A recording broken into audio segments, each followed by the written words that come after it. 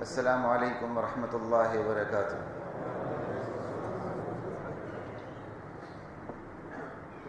قاری صاحب یہ آف ہو گیا۔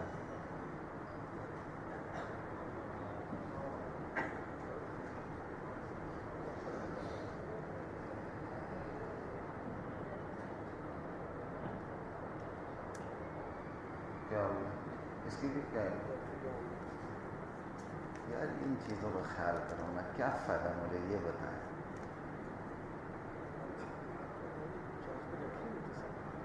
یار اس کو چیک کرو، چارجنگ پہ نہیں، بتاؤ ہم ٹھیک کروائیں۔ اس میں ہے جی نہیں، آپ آ جائے گی آواز؟ چلو چھوڑ دیا۔ لا الہ الا اللہ۔ ان الحمد للہ نحمده ونستعینه ونستغفره ونؤمن به ونتوکل علیہ ونعوذ باللہ من شرور انفسنا ومن سیئات اعمالنا، من يهده الله فلا مضل له ومن يضلل فلا هادي له، ونشهد ان لا اله الا الله وحده لا شريك له، ونشهد ان محمدا عبده ورسوله، اما بعد فاعوذ بالله من الشيطان الرجيم، بسم الله الرحمن الرحيم، قل يا عبادي الذين اسرفوا على انفسهم لا تقنطوا من رحمة الله ان الله يغفر الذنوب جميعا انه هو الغفور الرحيم، صدق الله مولانا العظيم۔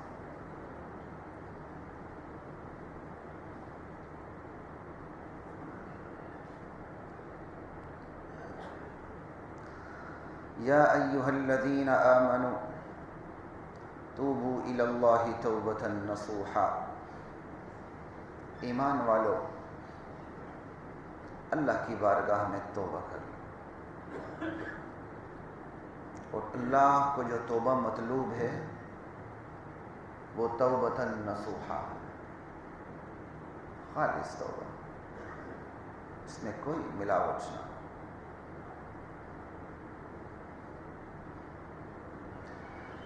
یا ایھا الذین آمنوا توبوا الی اللہ توبۃ نصوحا عسى ربکم ان یکفر عنکم سیئاتکم، پھر کیا ہوگا اس توبہ کا نتیجہ؟ کچھ بعید نہیں کہ اللہ تم سے تمہاری تمام برائیاں دور کر دے، بلکہ اللہ تعالیٰ یہ امید دلا کے خوشخبری دے رہے ہیں، عسى ربکم ان یکفر عنکم سیئاتکم۔ بندہ بندے کو معاف نہیں کرتا، لیکن اللہ بندے کے تمام گناہوں کو معاف کرنے کے لیے ہم وقت تیار ہے۔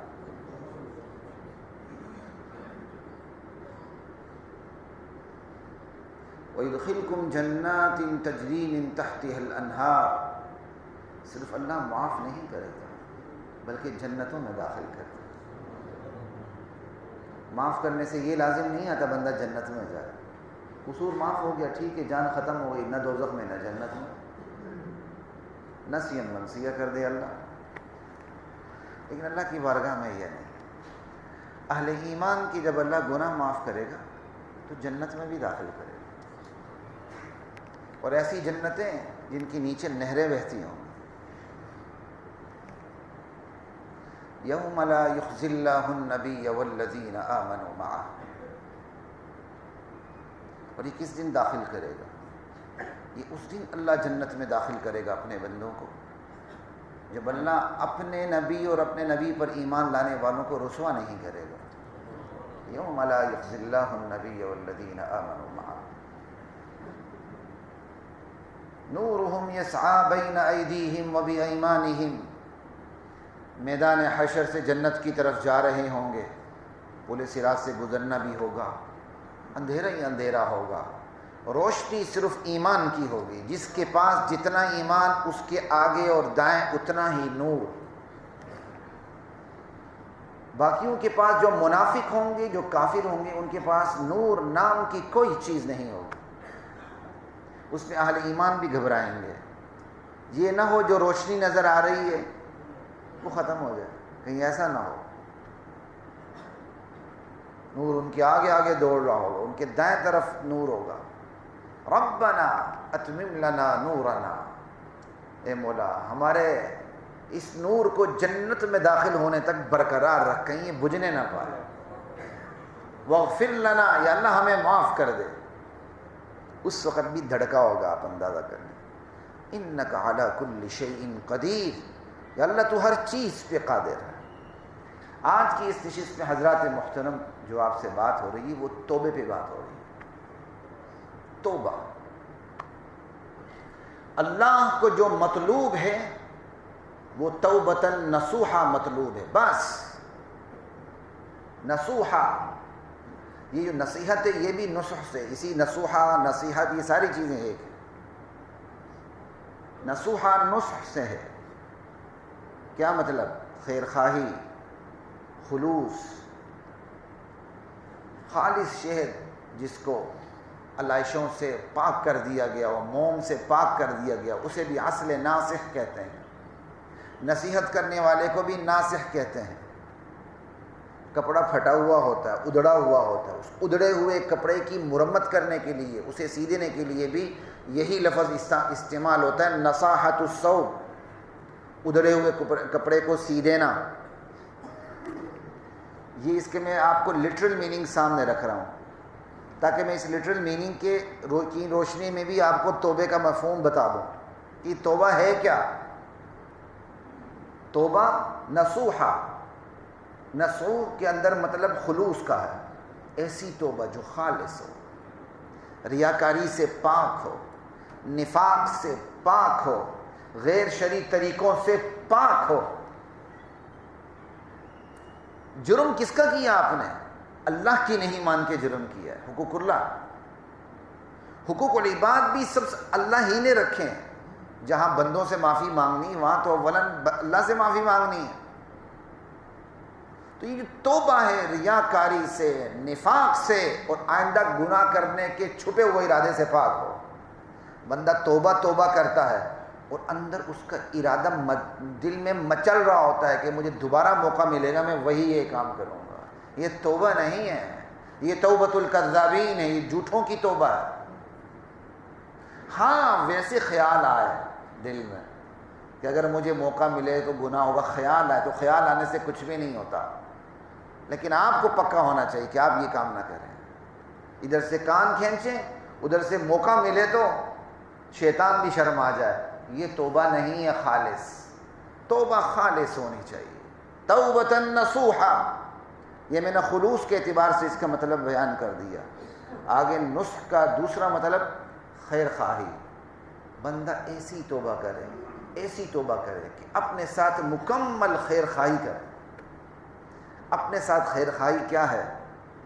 گناہوں سے بچ جائے بندہ. بس خیر خواہی والی توبہ کرے. سب سے پہلے خیر خواہی اپنی ذات کے ساتھ ہے، لا الہ الا اللہ، پھر کسی اور کے ساتھ ہے. یہاں تک کہ میت بھی سامنے پڑی ہوتی ہے، بندہ میت کی خیر خواہی بعد میں کرتا ہے، اپنی خیر خواہی پہلے چاہتا ہے.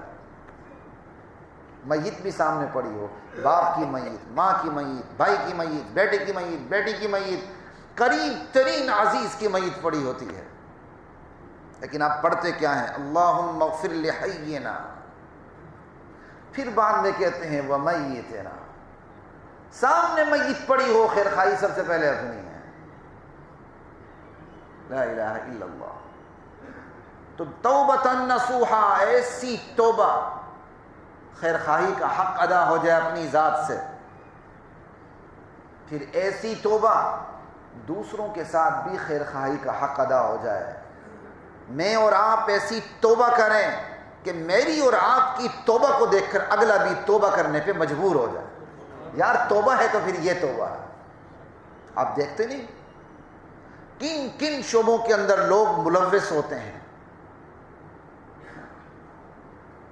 گلوکار ہوتے ہیں، اداکار ہوتے ہیں، پتہ نہیں کیا کچھ نہیں ہوتا ہے. یہ کوئی کرکٹ بھی کوئی ثواب کا کھیل تو نہیں ہے، یہ بھی قوم کو بیڑا غرق کرنے والا کھیل ہے. آپ خود کھیلیں، یہ اسلام اسے منع نہیں کرتا. آپ کو ورزش ہے، سوئمنگ کریں، سوئمنگ تو سنت رسول ہے. لیکن مجھے بھی کوئی ایسا نہیں موقع نہیں ملتا کہ کوئی سنت رسول والا سوئمنگ پول ہو تو بندہ جا کے نہائے. یہاں تو سارے شیطان والے سوئمنگ پول ہیں، تو بندہ کرے کیا؟ وہ دل کی خواہش دل میں لے کے ہم بیٹھ جاتے ہیں۔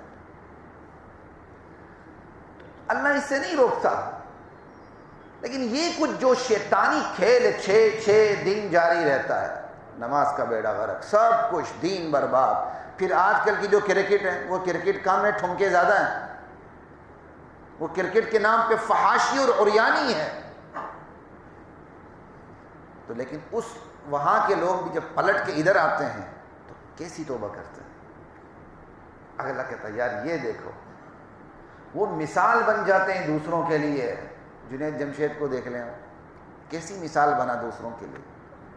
باقی کمی کوتاہی ہر ایک کے اندر ہے، یہ نہیں کہ بندہ توبہ کر کے فرشتہ ہو جاتا ہے، کمی کوتاہی ہوتی ہے ہر ایک کے اندر، لیکن بندہ ایسی توبہ کرے کہ اس کے ملنے والے، اس کو چاہنے والے، اس کو جاننے والے اس کی توبہ پہ عش عش کر اٹھیں کہ یار توبہ ہے تو ایسی توبہ۔ یہ نہ کہ اس کے ملنے والے، چاہنے والے، جاننے والے اس کو تانے دینے شروع کر دیں، بڑا صوفی بندہ، تیری جوانی کیسی تھی، تیرا بچپنا لڑکپنا کیسا تھا، اب بڑھاپا آیا تو تیری کیا کہتے ہیں تو 100 چوہے کھا کے بلی حج کو چل پڑی۔ بالکل غلط بات ہے، 100 نہیں 2000 چوہے کھا لے، چلیں حج پہ، ٹھیک ہو جائیں۔ اللہ کو منظور ہے، یہ صرف بندے کو نامنظور ہوتا ہے، اللہ کے ہاں منظور ہے یہ بھی، لیکن یہ ارادہ کر کے نہ بیٹھے ہیں کہ 100 چوہے پہلے کھا لوں اس کے بعد حج پہ چلوں۔ کوئی آپ گارنٹی لے کے آئیں کہ 100 چوہے کھا لیں گے، وہ آپ ہضم بھی کر لیں گے، پھر حج پہ جائیں گے، پھر سب کچھ معاف کریں گے؟ میرے قریب ترین عزیز سے میرے بچپن کا واقعہ، میں ان کے ساتھ بزنس تھا ان کا، میں ان کے ساتھ کہیں گیا تو انہوں نے کوئی ڈنڈی ماری کوئی چیز خریدنے میں، مجھے حالانکہ میرا بڑا بچپنا تھا اس وقت، میں نے دیکھا، میں کہا بھائی جان آپ یہ کیا کر رہے ہیں؟ کہتا چھوڑو یار، ذرا ہاتھ میں پیسے تو آنے دو، توبہ کر لیں گے۔ اب مجھے یاد نہیں انہوں نے پجیرو کا لفظ استعمال کیا، گاڑی کا کیا، کس کا کیا، ذرا آنے دو، توبہ کر لیں۔ ناجائز جائز ہر قسم کے کیس لے لیں، جب اچھی طرح ڈی ایچ اے میں کنال 2 کنال کی کوٹھی تیار ہو جائے توبہ کر لیں۔ نہیں بھائی نہیں ہوتا، وہ توبے سے بلیک منی وائٹ نہیں ہوتی، وہ بلیک منی بلیک ہی رہتی ہے۔ اچھا یار قوم کے نام پہ قوم کے درد میں کما لو، جتنے بلدیاتی فنڈ ہیں، ایم پی ایس کے فنڈ ہیں، ایم این ایس کے فنڈ ہیں، خوب استعمال کر لو، توبہ کر لیں۔ مری میں ایک لنگر بھی چلا دیں گے، افطاریاں بھی کروا دیں گے، نہیں ہوتا بھائی، یہ توبہ نہیں ہے، یہ جھوٹ ہے، مکاری ہے، اللہ کو دھوکہ دینے والی بات ہے۔ توبہ ہے پھر سب کچھ واپس کرو، آ جاؤ میدان میں۔ پھر توبہ تو یہ ہے، یہ نہیں کہ پہلے سے آپ نیت کر لیں۔ ہاں پہلے سے نیت نہیں کی، بندے نے 100 نہیں 1 کروڑ بھی چوہے کھا لیے ہوں، اور مرنے سے پہلے، موت کے آثار سے پہلے اس کو سبق مل جائے، وہ توبہ کر لے، اللہ کی رحمت اسے بھی اپنی چادر میں ڈھانپ لیتی ہے، لیکن ارادے سے نہیں کہ میں یہ کروں اس کے بعد میں سب کچھ توبہ تلافی ہو جائے گی، معافی لے لوں گا۔ اللہ کو میرے اور آپ کے دل میں ابھرنے والے وسوسوں تک کا پتہ ہے، اس سے کیا چیز چھپی ہوئی ہے، آنکھ کی خیانت کا پتہ ہے، اس سے کیا چیز چھپی ہوئی ہے۔ لا الہ الا اللہ، توبۃ نصوحا، خیر خواہ۔ پھر نصوحا، نصاحت الثوب، پھٹے ہوئے کپڑے کو سی دینا۔ بندہ جب گناہ کرتا ہے تو اس کے دین میں شگاف آ جاتا ہے، دین کا کپڑا پھٹ جاتا ہے اس کا۔ بندہ گناہ کرتا ہے، اللہ سے تعلق ٹوٹ جاتا ہے، دراڑ آ جاتی ہے، بندوں سے تعلق ٹوٹ جاتا، گناہ کرتا ہے، ظلم کرتا ہے، توڑ پیدا ہوتی ہے، جوڑ نہیں رہتا۔ بلکہ اس کے ساتھ ساتھ بندہ جب گناہ کی زندگی میں آلودہ ہوتا ہے تو اس کی اپنی شخصیت بھی ٹوٹ پھوٹ کا شکار ہو جاتی ہے۔ بندے کو جرم کا احساس ہے لیکن توبہ نہیں کرتا، اس کی شخصیت برقرار نہیں رہتی، اس کی شخصیت میں سے اعتماد نام کی چیز ختم ہو جاتی ہے، کچھ بھی نہیں بچتا اس کے پاس، اس کی اپنی شخصیت ٹوٹ پھوٹ کا شکار ہو جاتی ہے۔ توبہ جو خالص سے اس ٹوٹی ہوئی شخصیت کو جوڑ دیتی ہے۔ توبہ خالص جو ہے اللہ سے تعلق کو استوار کر لیتی ہے، توبہ خالص جو ہے بندوں سے تعلق کو بھی ٹھیک کر دیتی ہے۔ یہ ہے توبۃ نصوحا۔ یہ میں نے آپ کے سامنے معنی اس کے توبۃ نصوحا، نصوحا کے لغوی معنی کو، اس کے لٹرل میننگ کو سامنے رکھتے ہوئے آپ کے سامنے رکھے۔ ایسی توبہ جو خالص توبہ ہے، لا الہ الا اللہ واللہ اکبر۔ اور نبی علیہ الصلاۃ والسلام کا فرمان ہے التوبہ الندامہ۔ توبہ کیا ہے؟ ندامت کا نام، شرمندگی کا نام، احساس جرم کا نام۔ بندے کو احساس ہو جائے کہ میں نے جرم کیا ہے، یہ توبہ ہے۔ توبہ کا آغاز یہاں سے ہو رہا ہے۔ اور جس بندے کو جرم کا احساس ہی نہ ہو، فخر سے بیان کرے، پارٹیاں بدلے، احتجاج ہو تو پارٹی سے نکالا بھی جائے، ایسے ہی ہے نا؟ یہ ہماری حالت ہے۔ کہاں جائیں ہم؟ ان کے لیے مشین لگا دو، پھر دیکھو شاید ایک آدھا بچے، باقی سب فارغ ہے۔ یہ اللہ کا میرے اور آپ کے اوپر عذاب ہے کہ ہماری قیادت کرنے والوں کا کردار یہ ہے۔ یہ اللہ کا عذاب ہے، منبر پر بیٹھا ہوا بندہ خود دیندار نہیں ہے۔ یہ اللہ کا عذاب ہے، جو منبر پر بیٹھا ہوا بندہ ہے وہ دین کے نام پہ دنیا بیان کرتا ہے۔ یہ اللہ کا عذاب ہے، آپ کا کیس لینے والا خود آپ ہی کو دھوکہ دیتا ہے۔ یہ خدا کا عذاب ہے۔ ہر بندہ دوسرے بندے سے کیا کہتے ہیں دور ہے، اندر سے۔ ہر بندہ میرے سمیت کہتا ہے یہ کہیں مجھے نقصان نہ دے، آپ مجھے دیکھ کے کہتے ہیں کہیں یہ مجھے نقصان نہ دے۔ یہ معاشرہ ہے، کمینگی کی انتہا تک پہنچا ہوا یہ معاشرہ، جہاں ہم ایک دوسرے پر اعتبار کر ہی نہیں سکتے۔ ختم ہے بالکل۔ مولوی کیا تو صوفی کیا، بدماش کیا تو کنٹوٹا کیا، منبر پر بیٹھنے والا کیا، سامنے بیٹھنے والا کیا، ہم سب اس میں شریک ہیں۔ ہر شعبے کا یہ حال ہے۔ اور اس کا علاج یہ ہے بندے کو جرم کا احساس ہو جائے۔ توبے کا آغاز یہاں سے، کہیں ایسا نہ ہو بندے کو اپنے جرم پہ فخر محسوس ہونے لگے، پھر توبے کے دروازے بند ہونے لگتے ہیں۔ افمن زین لہ سوء عملہ فرآہ حسنا، کیا تم نے اس ایسے بدبخت کو دیکھا جس کے لیے برے اعمال خوشنما بنا دیے گئے ہوں؟ بڑا اچھا کہ دیکھیے تو میں نے کمال کا کام کیا ہے، بڑے فخر سے بیان کیا، میں نے یہ کیا، میں نے یہ کیا، میں نے یہ کیا۔ ایسے کے لیے توبے کے دروازے بند ہونے لگتے ہیں۔ پھر ایک ایسا وقت بھی آتا ہے ختم اللہ علی قلوبہم وعلی سمعہم وعلی ابصارہم غشاوہ، اللہ ایسے لوگوں کے دلوں پر مہر لگا دیتے ہیں، اللہ ایسے لوگوں کے کانوں پر مہر لگا دیتے ہیں، اللہ تعالیٰ ایسے لوگوں کی آنکھوں پہ پردے ڈال دیتے ہیں۔ نہ کان حق بات کو سننے کی طاقت رکھتے ہیں، نہ دل حق بات کو سمجھنے کی ہمت رکھتے ہیں، نہ آنکھ حق بات کو دیکھ سکتی ہے۔ یہ پھر ایسے موقع بھی آتے ہیں، اللہ میری اور آپ کی حفاظت فرمائے۔ جرم کا احساس یہ اللہ کی بہت بڑی نعمت ہے۔ آغاز زندگی بدلنے کا یہاں سے ہوتا ہے۔ ایک بندہ بہت بڑا بدکار ہے، بہت بڑا گلوکار ہے، بہت بڑا اداکار ہے، لیکن اس کو جرم کا احساس ہونے لگتا ہے میں یہ کر کہہ رہا ہوں، تو یہ اللہ کی بہت بڑی نعمت ہے۔ اس کا مطلب اگر اس پر عمل کرے تو اس کی زندگی بدلنی شروع ہو جائے گی۔ اب ایسے لوگوں میں بھی ایسے لوگ ہیں جو 5 وقت کے نمازی ہیں، جو 5 وقت کے نمازی ہیں، لیکن ایسے لوگ بھی جو 5 وقت کے نمازی ہوتے ہوتے بالکل بدل گئے، بالکل 100% ٹریک پہ آ گئے۔ لیکن ایسے بھی ہیں 5 وقت کے نمازی اب بھی ہیں، لیکن وہ اپنی سابقہ زندگی چھوڑنے کے لیے تیار ہی نہیں ہے۔ یہاں بھی سجدہ، وہاں بھی سجدہ، وہ اللہ کو بھی خوش کرنے کی کوشش کرتے ہیں اور شیطان کو بھی خوش رکھتے ہیں ہمہ وقت۔ یہ توبہ نہیں ہے۔ سنن دارمی میں حدیث ہے، ایک شخص نبی علیہ السلام کی خدمت میں حاضر ہوا، مسلمان ہی تھا، جرم کا احساس تھا انہیں اپنے دور جاہلیت میں جو انہوں نے جرم کیا۔ آ کے بیٹھ گئے، کیا رسول اللہ جاہلیت میں مجھ سے ایک کام ہوا ہے، میری بچی تھی اور میرے ساتھ بہت مانوس تھی، میں پکارتا تو دوڑے دوڑے میرے پاس آتی تھی، ایک دن میں نے اس کو اپنے ساتھ لیا، راستے میں کنواں آیا، میں نے دھکا دے دیا۔ یہ سنانا بہت آسان ہے، جن کی اولاد ہو ان کو پتہ چلتا ہے۔ میں نے اس وقت بھی سنا ہے، میں آپ سے بارہا کہہ چکا ہوں کہ یہ میں نے اس وقت بھی سنا ہے جب میری نکاح نہیں ہوا تھا یا اولاد نہیں تھی۔ میں شادی کا لفظ استعمال بہت کم کرتا ہوں، نکاح کا کرتا ہوں۔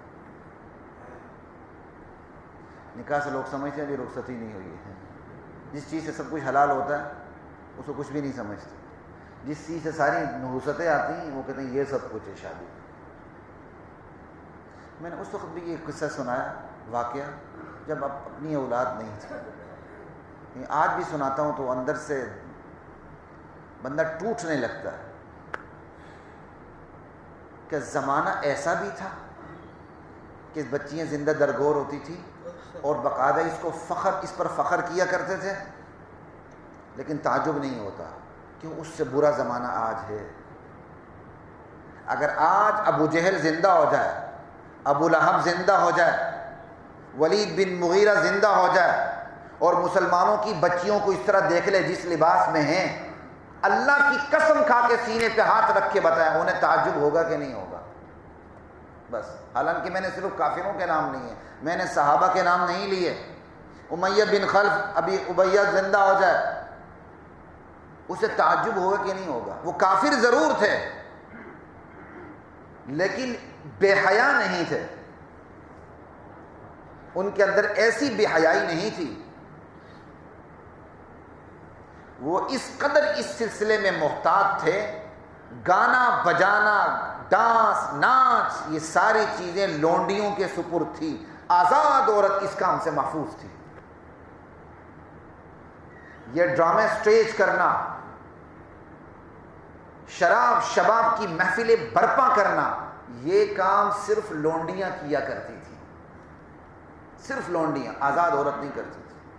آج بھی عرب کے ڈراموں میں جو عورتیں آتی ہیں وہ آس پاس کی مضافات کی 2 نمبر عورتیں ہوتی ہیں، 2 نمبر عربی، شاید 1 نمبر بھی عربی ہوں، میں اس کا انکار نہیں کرتا، لیکن عموماً ہوتا ایسے ہے۔ تو کیا تعجب ہے؟ اس وقت وہ شکل تھی زندہ درگور کرنے کی، آج یہ شکل ہے زندہ درگور کرنے کی۔ نبی علیہ السلام ارشاد فرماتے تھے ایک وقت آئے گا لابسات عاریات مائلات ممیلات، قوم کی بیٹیاں لباس میں ہوں گی پھر بھی بے لباس ہوں گی، اپنی اداؤں سے مائل کریں گی اور مائل ہوں گی۔ تعجب ہوتا تھا صحابہ کو کہ لباس میں بھی بے لباس ہوں گی، مطلب کیا؟ محدثین پھر اس کا مطلب بیان کرتے تھے، یہ مطلب، یہ مطلب، یہ مطلب۔ مجھے بتائیں آج مطلب بیان کرنے کی ضرورت ہے کہ قوم کی بیٹیاں لباس میں بھی بے لباس ہوں گی؟ مطلب بیان کرنے، ایک لے مین کو کے سامنے یہ حدیث بیان کر دیں، اس کو مطلب اس کے سامنے واضح کرنے کی ضرورت نہیں، وہ پہلے لفظ سے سمجھ جائے گا۔ اپنے گھروں کی خواتین کے لباس پہ توجہ دیں۔ اللہ پاک کی قسم کھاتا ہوں، یہ بے لباسی یا لباس کا چھوٹا ہونا یا لباس کا اسلامی تہذیب کے مطابق نہ ہونا، یہ اتنا شدید ترین جرم ہے، محرم کی نظر بھی اگر پڑ جائے اس محرم خاتون پر، اس محرم کے دل میں بھی شیطان آ جاتا۔ یہ بات یاد رکھیں، یہ انتہائی سنجیدگی، متانت اور ذمہ داری سے آپ کو کہہ رہا ہوں کہ ایک باپ نامکمل لباس پہ اپنی بیٹی کو دیکھ لے، اپنی بھتیجی کو دیکھ لے، اپنی بھانجی کو دیکھ لے اور ان قریب ترین رشتوں کو دیکھ لے اور اس بیٹی کا لباس پورا نہیں ہے تو دل کے اندر شیطان وسوسہ ڈال کے رہتا ہے۔ یہی وجہ ہے کہ ایسے واقعات پیش آتے ہیں، باپ کی وجہ سے حاملہ ہو جاتی ہے، چاچے کی وجہ سے حاملہ ہو جاتی ہے، ماموں کی وجہ سے وہ پریگننٹ ہو جاتی ہے۔ کیا یہ واقعات اب عام ہونے شروع نہیں ہو گئے ہیں؟ جس چیز کو ہم نے ہلکا سمجھا ہے وہ سب سے خطرناک ہے۔ لا الہ الا اللہ۔ جرم کا احساس، خیر وہ میں بات کر رہا تھا کہ میں نے دھکا دے دیا، کنویں میں گر گئی اور میں مٹی ڈالتا رہا کہ آخری آواز یا رسول اللہ جو میرے کانوں میں آئے، ہائے ابا ہائے ابا۔ نبی علیہ السلام روتے رہے، مجمع نے دیکھا حضور صلی اللہ علیہ وسلم رو رہے ہیں، کہا لے اللہ کے بندے تم نے اللہ کے نبی کو غمگین کر دیا۔ حضور نے روک دیا، نہ، جس جرم کا اسے احساس ہو چکا ہے اس کے بارے میں اسے سوال کرنے دو، اسے سوال کرنے دو۔ پھر آپ نے دوبارہ کہا اپنا واقعہ دوبارہ بیان کر لو میرے سامنے. اس بندے نے اپنا سارا واقعہ دوبارہ بیان کر دیا. اللہ کے نبی اتنے روئے کہ آپ کی ساری داڑھی مبارک تر ہو گئی آنسوؤں سے. کہا جاہلیت میں جو ہو چکا اب اسلام لا چکے ہو، اب نئی زندگی کا آغاز کرو. جرم کا احساس یہ ابتدا ہے. مجھے جرم کا احساس ہو جائے میں دین بیان نہیں کر رہا، آپ کو جرم کا احساس ہو جائے کہ آپ اپنے دفتر کو وقت نہیں دے رہے ہیں، سرکار سے غلط کمائی کھا رہے ہیں، آپ کو اپنے جرم کا احساس ہو جائے کہ آپ جائز ناجائز کو نہیں دیکھتے ہیں، ڈاکو تک کے کیس لے لیتے ہیں، قاتل تک کے کیس لے لیتے ہیں، بڑی بڑی رقمیں لے کے ان کو چھڑا کے باہر لے آتے ہیں. بس جرم کے احساس ہو جائے سفر کا آغاز کر دیں، سمت درست ہو جائے آغاز کر دیں. اللہ کی رحمت بہت بڑی ہے. لا الہ الا اللہ. اور پھر توبے کے لیے ضروری ہے کہ آپ ایسے ماحول میں بیٹھیں جہاں توبہ کی طرف آپ کا دل مائل ہو، گناہ سے آپ نفرت کا احساس دل میں پیدا ہو، نیکی کی رغبت دل میں پیدا ہو، جہنم جنت آپ کے سامنے آئے. اس ماحول میں ایسے مادی ماحول میں نہ بیٹھیں جہاں آپ کو سب بھول جائے. میری کوئی اوقات نہیں، میں انتہائی بے علم اور بے عمل انسان ہوں، لیکن اللہ کا شکر ہے یہ جو بڑے بڑے مال بنے ہوئے ہیں نا شاپنگ سینٹر، کبھی ادھر ادھر کہیں جانے کا اتفاق ہوتا ہے، اللہ پاک کی قسم دل بجھتا ہے، دماغ بجھتا ہے. عجیب سا مجھے احساس ہوتا ہے کہ میں کہاں آ گیا ہوں. دل بجھنے لگتا ہے. مادیات کی ایسی فراوانی ہے کہ کہیں غلطی سے بھی اللہ یاد نہ آ جائے. مادیات کی ایسی تہ چڑھی ہوئی ہے کہیں غلطی سے بھی اللہ یاد نہ آ جائے. ایسے ماحول سے پرہیز کریں، ضرورت کے لیے جایا کریں بس بازار. ایسے ماحول میں رہیں جہاں نیکی آپ کو اچھی لگے، نیک لوگ اچھے لگیں، بدی بری لگے، اور جو لوگ برے ہیں ان کے بارے میں آپ کے دل میں ہمدردی پیدا ہو کہ ان کو دین کی طرف لانا. محفل تھی، صحابہ بیٹھے ہوئے تھے، نبی علیہ السلام نے قرآن کریم کی آیت پڑھی، یا ایھا الذین آمنوا قوا انفسکم واہلیکم نارا. ایمان والو اپنے آپ کو اپنے گھر والوں کو جہنم کی آگ سے بچا لو. وقودھا الناس والحجارہ، جہنم کی آگ ایسی آگ ہے جس کا ایندھن انسان اور پتھر ہے. لا الہ الا اللہ. آپ نے یہ آیت تلاوت فرمائی اور ساتھ اس آگ کو آپ نے اس آگ کی وضاحت کی. اوقد علیہا الف عام حتی احمرت والف عام حتی ابیضت والف عام حتی اسودت فہی سوداء مظلمہ لا یطفأ لہبها. یہ ایسی آگ ہے جہنم کی، 1000 سال تک اللہ نے اسے سلگائے رکھا، یہ سرخ ہو گئی. پھر 1000 سال تک مزید اسے سلگائے رکھا، یہ شدت کے مارے سفید ہو گئی. پھر مزید 1 سال تک اللہ نے اس کو سلگائے رکھا، اب یہ شدت کے مارے کالی سیاہ ہو چکی ہے، اس کے شعلے تھمتے نہیں، بے قابو ہیں. ابھی یہ حدیث اللہ کے نبی سنا رہے تھے، ایک صحابی کی چیخ نکلی، بے ہوش ہو گئے. وہ بے ہوش کیا ہوئے، اوپر سے جبریل امین نازل ہو گیا اللہ کی طرف سے. من ھذا الباکی بین یدیک یا رسول اللہ. یا رسول اللہ یہ آپ کے سامنے رونے والے کون ہیں؟ کیا اللہ کو پتہ نہیں ہے؟ اللہ کو رونا اتنا اچھا لگتا ہے اپنے بندوں کو. اپنے کا ایک حبشی نوجوان ہے، حبشی آدمی اور بڑا نیک ساتھی ہے، رجل من الحبشہ واثنى علیہ معروف. جبریل امین نے کہا میں اللہ کا پیغام لے کے نازل ہوا ہوں اس بندے کے رونے پر. اللہ عرش بری پہ ارشاد فرما رہے ہیں، وعزتی وجلالی، مجھے اپنی عزت کی قسم، مجھے اپنے جلال کی قسم، وارتفاعی فوق عرشی، مجھے اپنی اس بلندی کی قسم جو مجھے عرش بری پر حاصل ہے. لا تبکی عین عبد من مخافتی الا اکثرت ضحکہا فی الجنہ. میرے جس بندے کی آنکھ میرے خوف سے دنیا میں روئے گی، میں اسے آخرت میں رونے نہیں دوں گا، اسے میں جنت میں ہنستا بستا رکھوں گا. آپ صلی اللہ علیہ وسلم اٹھے، اس صحابی کے پاس تشریف لائے، سینے پہ ہاتھ رکھا، فَإِذَا هُوَ يَتَحَرَّكُ، دل دھڑک رہا تھا. آپ نے کہا قُل لَا إِلَٰهَ إِلَّا اللَّهُ، میرے ساتھی لا الہ الا اللہ پڑھ کے ایمان کو تازہ کر لے.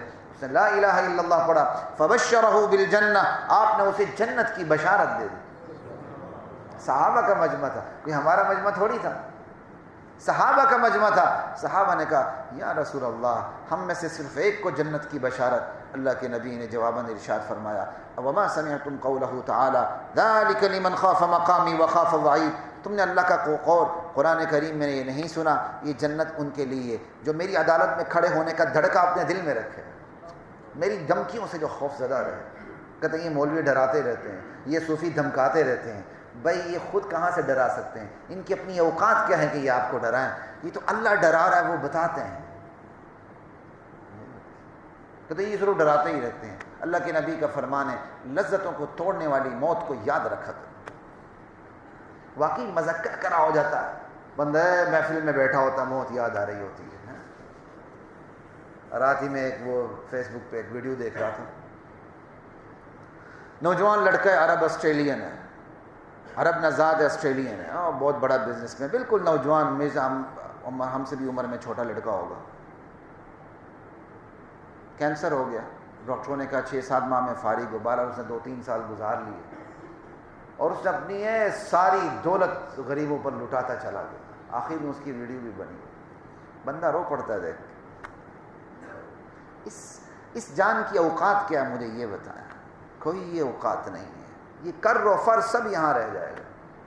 توبہ کر لیں، بس صحبت میں بیٹھیں، ایسے ماحول میں بیٹھیں جہاں آپ کے دل میں نیکی کی رغبت پیدا ہو، اللہ سے تعلق استوار ہونے کا جذبہ پیدا ہو۔ ہر وقت موقع نہیں ملتا، دن میں ایک بار ضرور بیٹھیں، ہفتے میں ایک بار تو بیٹھیں یار، کوشش تو کریں۔ زندگیاں ویسے نہیں بدلتی، زندگیوں میں انقلاب مفت میں نہیں آتا۔ صحابہ کی زندگیوں میں انقلاب نبی کی صحبت نے پیدا کیا تھا صلی اللہ علیہ وسلم، رضوان اللہ تعالی علیہم اجمعین۔ صحبت صالح، کہ صحبت صالح ہو تو بندے کو اپنے جرم کا احساس بھی ہوتا ہے، عذاب کا خوف بھی دامنگیر ہوتا ہے، پھر اس کے اندر سے سچی توبہ باہر آتی، پھر صرف زبان توبہ نہیں کرتی، پھر صرف کان بندہ نہیں کھینچتا، پھر اندر سے توبہ نکلتی ہے، پورا وجود، پورا جسم، پوری روح میں اس کی ہلچل مچ جاتی ہے۔ وہ فرشتہ صرف انسان بن کے سامنے آتا ہے، پھر اللہ کو بھی اس کی خالص توبہ ایسی پسند آتی ہے، اللہ اس کی پوری زندگی کا حساب ختم کر کے سیدھے جنت میں داخل کر دیتا ہے۔ اور یہ میں کوئی آپ سے جذباتی باتیں نہیں کر رہا، سیدھی سادی نبی صلی اللہ علیہ وسلم کے فرامین اور قرآن کو سامنے رکھ کے آپ سے بات کرتا ہوں۔ ترمذی کا واقعہ ہے، پہلے بھی کئی دفعہ آپ کو سنا چکا ہوں۔ حضرت عبداللہ بن عمر کہتے ہیں میں نے یہ واقعہ اللہ کے نبی سے بارہا سنا ہے۔ کون سا واقعہ؟ سنیے۔ بنی اسرائیل میں کفل نامی ایک شخص تھا، اور کوئی گناہ ایسا نہیں تھا جو اس نے نہ کیا ہو، اتنا بڑا وہ بدکار شخص تھا۔ 60 دینار دیے، 60 دینار کوئی چھوٹی چیز نہیں۔ اب 60 دینار دیے اور عورت کو بدکاری کے لیے لے آیا، اور جب وہ اپنے کام پہ مستعد ہوا، عورت تھرانے لگی، عورت پہ وحشت طاری ہو گئی، ہیبت طاری ہو گئی۔ وہ بندہ حیران کہ 60 دینار بھی لی ہیں، خلوت بھی ہے، تنہائی بھی ہے، اور عورت پہ دہشت طاری ہو گئی ہے۔ کہ اللہ کی بندی تجھے کیا ہو گیا؟ کہا جس کی لونڈی اس کے سامنے گناہ کرنے لگی، جس مالک کی لونڈی ہوں اس کے سامنے میں گناہ کرنے لگی ہوں۔ ہائی میری فقیری، میری محتاجی، میری غریبی، اور اس پر میری بس بے صبری۔ آج میری غریبی نے یہ دن دکھایا کہ میں زنا پہ آمادہ ہو گئی، صرف 60 دینار کے لیے اپنے مالک کے سامنے گناہ پہ تل گئی ہوں میں۔ کہا اللہ کے بندے باز آ جا، اللہ کا خوف دل میں پیدا کر لو۔ وہ بندہ حیران جس خاتون نے آج تک برا کام نہیں کیا، وہ اللہ کے خوف سے تھرا رہی ہے۔ میری تو ساری زندگی اسی کام میں گزر گئی، مجھے تو آج تک کوئی خوف لاحق ہی نہیں ہوا۔ اس نے اس عورت کو جانے دیا، 60 دینار بھی اس کو صدقے میں دے دی کہ میں نے تم سے نہیں لینے، یہ تمہارے ہو گئے۔ وہ عورت چلی گئی، اور وہ بندہ اپنے گھر میں رات بھر رو رو کے اللہ سے معافی مانگتا رہا۔ انقلاب ایسے آیا کرتے ہیں، دھچکا ایسے لگتا ہے۔ رات بھر معافی مانگتا رہا، معافی مانگتے مانگتے مانگتے اسی رات اس کی روح پرواز کر گئی۔ اب معاشرے کو بھی تو پتا تھا نا یہ کتنا بڑا بدکار شخص۔ اللہ کو اس بندے کی توبہ اتنی اچھی لگی، اتنی اچھی لگی، اتنی اچھی لگی کہ اس کے گھر کے دروازے کے باہر لکھا ہوا تھا اور لوگ جا رہے تھے اسے پڑھ رہے تھے. ان اللہ قد غفر للکفل، لوگوں یقین کرو اللہ نے کفل کو معاف کر دیا. ان اللہ، یقین کرو، چھوٹی بات نہیں ہے. یہ کوئی میں آپ کو نانی دادی کا قصہ نہیں سنا رہا. جامع ترمذی کی حدیث ہے، صحاح ستہ کی مشہور ترین کتاب ہے، اور اللہ کے نبی صلی اللہ علیہ وسلم نے سنایا، اور بنی اسرائیل کے ایک شخص کا واقعہ. ایک تو ان من گڑت قصوں نے بیڑا غرق کر دیا ہے کہ اب لوگوں کو صحیح جو حدیث ہے اس پر بھی یقین نہیں آتا. کسی مولوی صاحب کو ہنسانے کی اتنی عادت ہوتی ہے کہ وہ ہنساتے ہنساتے بیڑا غرق کر دیتا ہے. آپ نے دیکھا ہوگا ایک ویڈیو وائرل ہوئی ہے، وہ ہنساتے ہنساتے بیڑا غرق کر دیتا ہے. کسی بندے کو رلانے کی اتنی عادت ہوتی ہے وہ رلاتے رلاتے سارے جھوٹے واقعات بیان کر دیتا ہے. اس کا برا اثر کیا ہوتا ہے؟ جو حقیقی واقعات ہیں اس پر بندے کا دل موم نہیں ہوتا. جو حقیقی واقعات ہیں پھر اس پر بندے کا دل موم نہیں ہوتا. اللہ میرے اور آپ کی حفاظت فرمائے. خوف دل میں پیدا ہو، پھر اس خوف کی بنیاد پر جو توبہ ہے وہ توبہ بھی جرم کی نوعیت کے مطابق ہو. توبہ جرم کی نوعیت کے مطابق ہو، جیسا جرم ویسی توبہ. اگر جرم کا تعلق حقوق اللہ سے ہے اور حقوق اللہ بھی ایسے ہیں کہ معافی تلافی سے کام ہو جاتا، معافی ہو گئی بس ٹھیک ہے تو اللہ سے معافی مانگیں. لیکن حقوق اللہ بھی اگر وہ ہیں کہ جن کا متبادل موجود ہے کہ آپ نے متبادل کام کرنا ہے تب معافی ہوگی، تو وہ ماس توبے سے معافی نہیں ہوگی، وہ متبادل آپ کو کام کرنا ہوگا. جیسے روزے ہیں متبادل قضا ہے، نماز ہے متبادل قضا ہے، زکوٰۃ ہے دینی ہے، حج ہے اگر فرض ہو چکا ہے کرنا ہی کرنا ہے، توبے توبے سے یہ معاف نہیں ہوں گی. نماز نہیں پڑھی قضا کرنی ہوگی، روزے نہیں رکھے قضا کرنے ہوں گے، زکوٰۃ نہیں دی اگلی پچھلی ساری زکوٰۃ کا حساب کر کے دینا ہوگا، حج نہیں کیا کرنا ہوگا، ورنہ توبہ نہیں ہے. ایک بڑی مشہور جگہ ہے لاہور میں، رمضان کے آخر میں یا عید کے موقع پر یا رمضان کے آخر میں مولوی صاحب دعا کروایا کرتے تھے. اس دعا کی بھی بہت بڑا مجموعہ ہوتا تھا، اور غالباً شاید اللہ کبھی بے شمار فرمائے دعا کی اس قسم کی جنہوں نے روزے نہ رکھے انہیں بھی معاف فرمائے. غالباً شاید اللہ کبھی بے شمار فرمائے. اگر وہاں ایسا نہیں تھا تو ایسی دعا کرنی نہیں چاہیے. کبھی میں رمضان کے آخر میں آپ کو دعا کرا دوں، یا اللہ جنہوں نے روزہ نہیں رکھے سب کو معاف کر دے. یا اللہ جو باہر میں بیٹھ کر سگریٹ کے سوٹے لگاتے ہیں سب کچھ کھاتے ہیں، اللہ ان کو معاف کر دے. بڑے خوش ہو کے خطیب صاحب بڑے اچھے ہیں، خطیب صاحب پر اللہ کی لعنت پڑ رہی ہوگی اور آپ خوش ہو رہے ہوں گے. یہ اللہ کی لعنت پڑتی ہے اس طرح، معافی نہیں ہوتی. نہیں رکھے روزے رکھیں گے آپ، نہیں زکات کی دینی ہوگی. یہ روزہ رکھنا، یہ زکات دینا، یہ قضا کرنا، یہ توبے کی صورت ہے.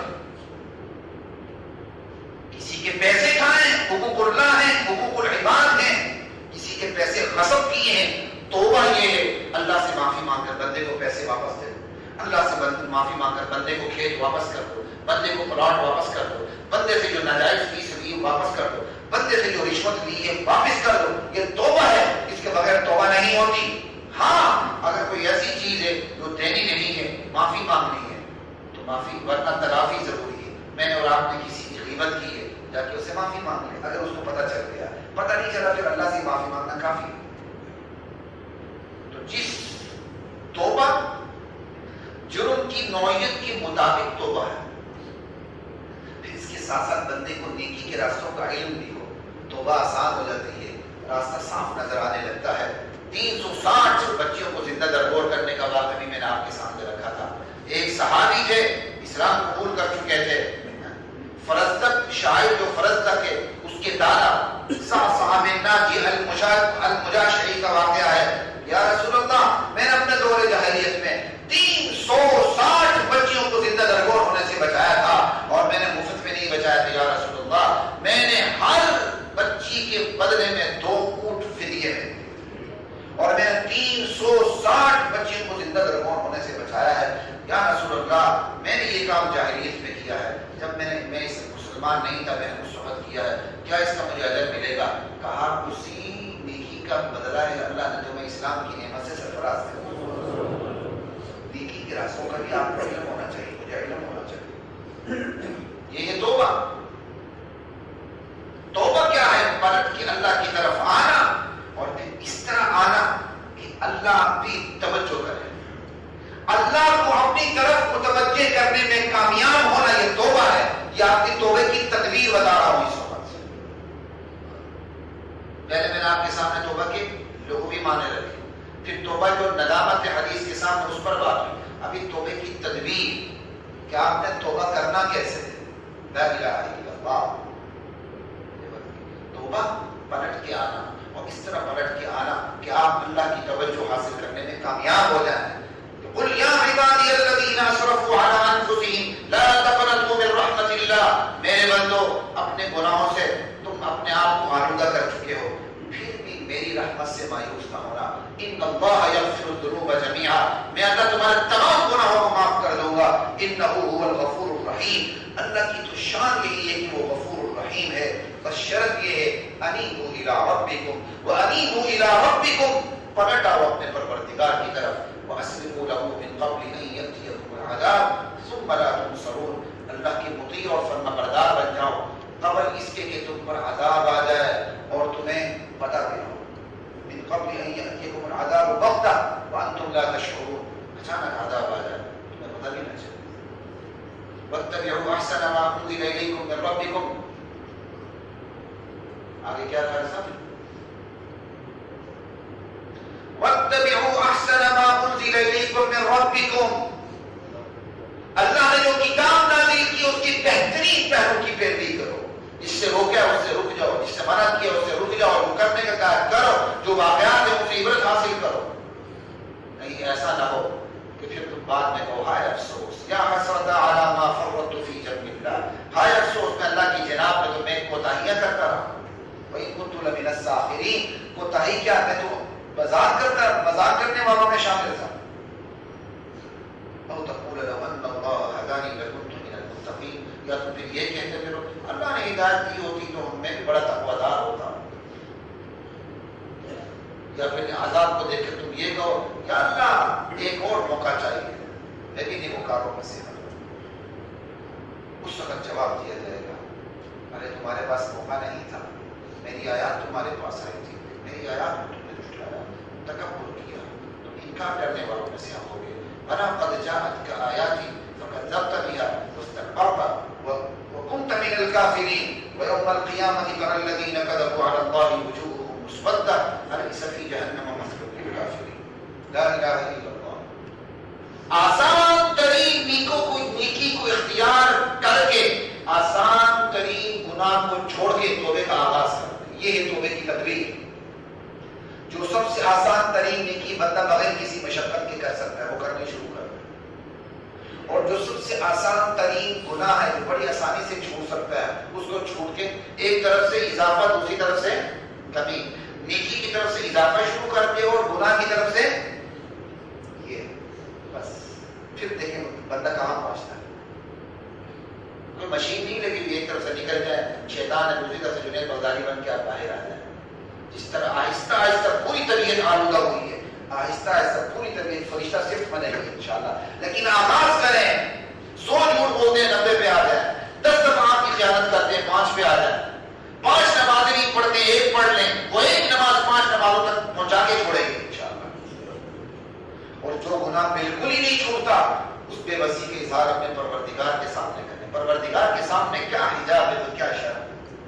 یا اللہ میرا یہ گناہ ہے جو چھوڑتا ہی نہیں، حرام چھوڑتا ہی نہیں، رشوت چھوڑتی نہیں، بدکاری چھوڑتی نہیں، زنا چھوڑتا نہیں، جھوٹ چھوڑتا نہیں، سود چھوڑتا نہیں. مولا کریم صلہ رحمی کو ختم کرنا یہ چھوڑتا نہیں. دوستوں سے نبھا رہے ہیں، رشتہ داروں سے دشمنیاں بڑھا رہے ہیں، یا اللہ یہ رضیت چھوڑتا نہیں. بدماشی اور غنڈہ گردی چھوڑتی نہیں. اللہ کے سامنے اپنی بے بسی کا اظہار کر دیں. مولا میری ہمت جواب دے چکی ہے، میری ہمت جواب دے چکی ہے، اس گناہ سے بچانا تیرا کام ہے، میں ہمت ہار چکا ہوں. پھر دیکھیں اس گناہ کے بارے میں اللہ ایسی نفرت میری اور آپ کے دل میں ڈال دیں گے کہ ہمیں کل عجیب سا لگے گا، گھن آنے لگے گی. یا اللہ میں یہ گناہ بھی کرتا تھا، میں اتنا ذلیل اور حقیر تھا کہ مجھ سے یہ گناہ بھی ہوتا تھا. لا الہ الا اللہ. یہ ہے توبہ. توبہ کے بارے میں چند باتیں کر کے میں بات کو ختم کرتا ہوں، وقت بھی بہت کم ہے. توبے کے حوالے سے ایک بات یاد رکھیں، کبھی بھی گناہ پہ دلیل نہ دیں ورنہ توبے کی توفیق نہیں ملے گی.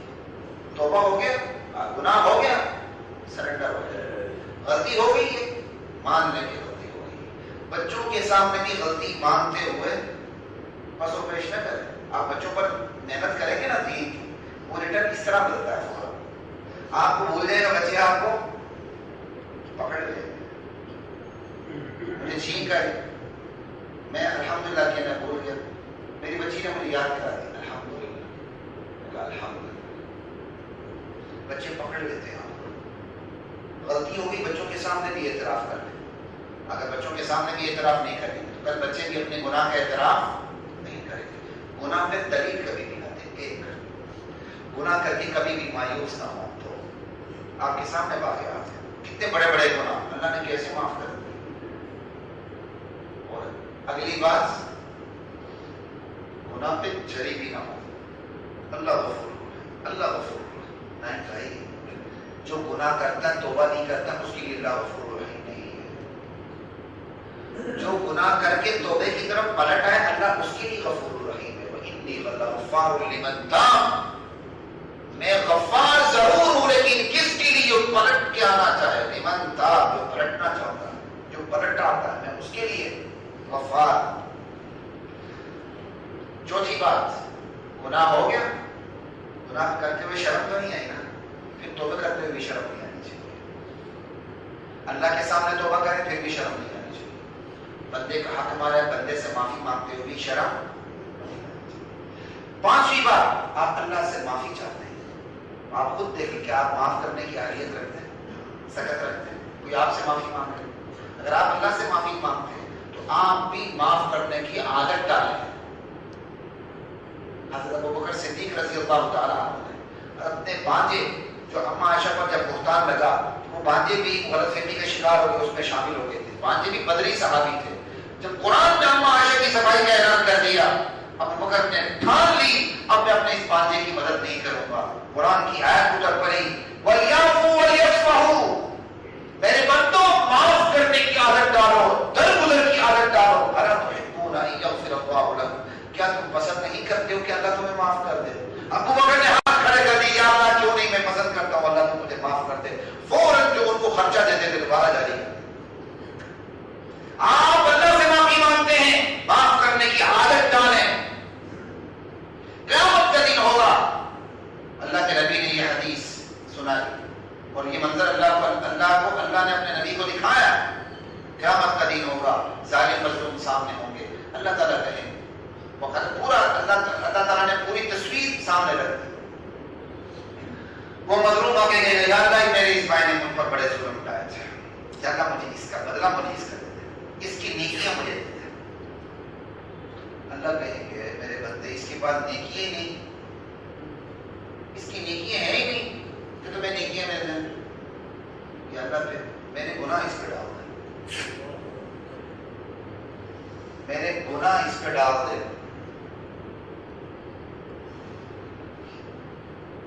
لا الہ الا اللہ. اللہ تعالیٰ اس مظلوم سے کہیں گے میرے بندے ذرا آنکھ اٹھا کے دیکھ. وہ آنکھ اٹھا کے دیکھے تو محلات ہی محلات ہوں. وہ حیران ہو کے کہے گا یا اللہ لأي نبی هذا، لأي صدیق هذا، لأي شہید هذا. یا اللہ یہ محل، یہ عمارت یہ کس کے لیے ہے؟ کس شہید کے ہے؟ یہ کس صدیق کے ہے؟ یہ کس نبی کے لیے بنایا ہے؟ اللہ کہیں گے نہیں، یہ ان میں سے کسی کے لیے نہیں ہے. کہ میں اپنی کو سمانا، یہ جو تم دیکھ رہے ہو یہ تو اس کی بھی جو اس کی قیمت ادا کرے، یہ برائے فروخت ہے.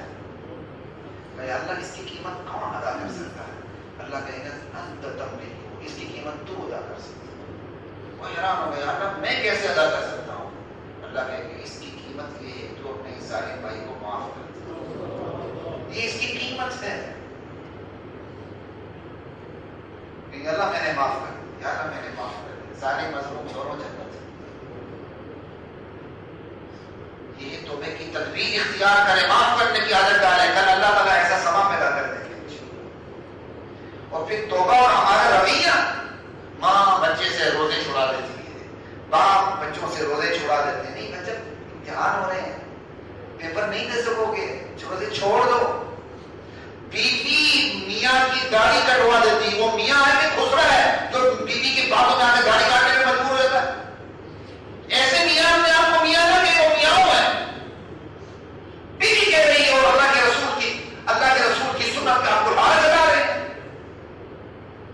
کسی سے پوچھے یار آپ نے داڑھی کیوں کاٹ دیا؟ بیوی نے رکھنی نہیں تھی۔ وہ بیوی ہے کہ وہ فرعون وقت ہے؟ مطلب ماشاءاللہ سے اتنا نہیں ڈرتا جتنے ہم لوگ اس وقت بیوی سے ڈر رہے ہوتے ہیں۔ ماں باپ روزے چھڑا دیتے ہیں، داڑیاں کٹوا دیتے ہیں، نمازیں چھڑا دیتے ہیں، توبہ بھی کرتے ہیں۔ یہ توبہ کا تعبیر ہے، جھوٹوں کی توبہ ہے، ایسی توبہ اللہ کے ہاں نہیں چلتی۔ اور پھر ایک عجیب رویہ پروان چڑھ رہا ہے، کام وہ کرتے ہیں جس سے شیطان کی شرم آ جائے۔ پھر مولوی صاحب سے پوچھتے ہیں ٹوٹکا بتائیں،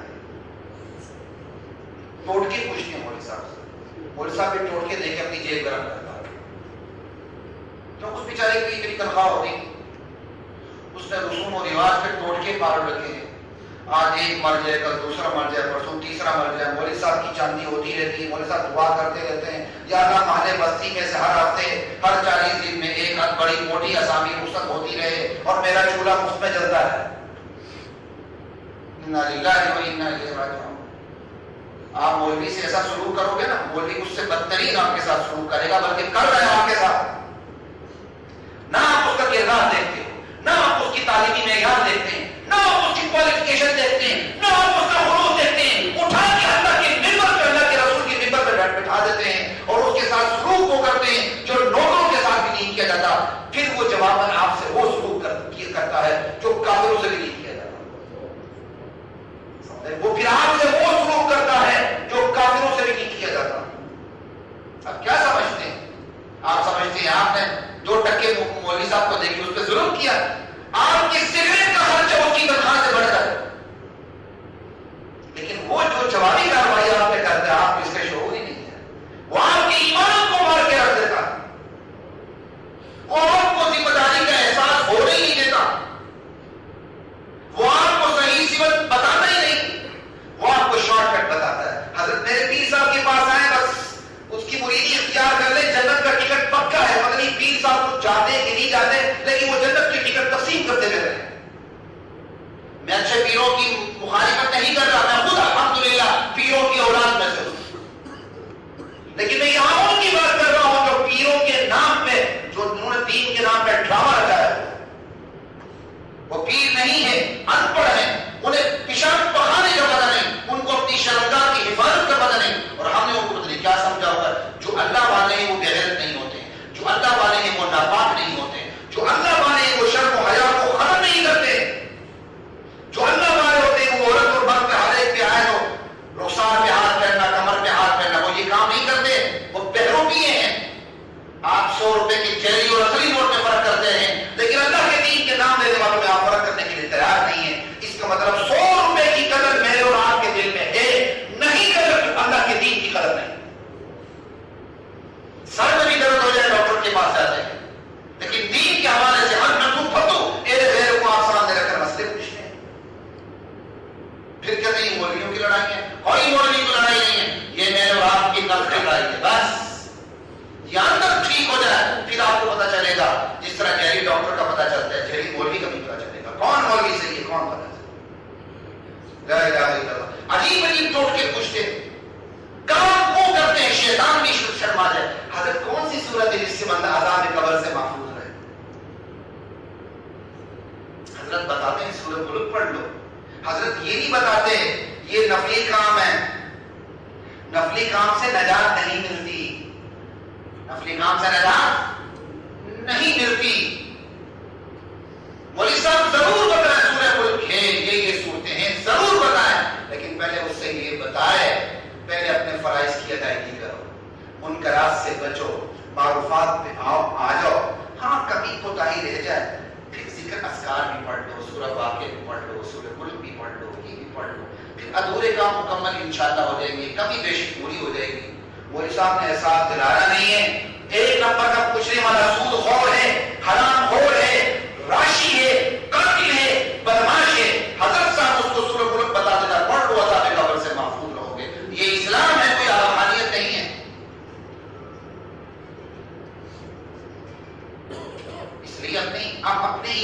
حفاظت کریں. یہ بڑا خطرناک رویہ ہے ہمارے معاشرے میں جو جنم لے چکا ہے. حرام کاری چھوڑ دے نہیں, ٹوٹ کے پوچھتے کہ ٹوٹ کا بتا دو جنت میں جائے گا. ارے اللہ کے نبی نے صاف اصول بتا دیا, اتقی المحارم تکن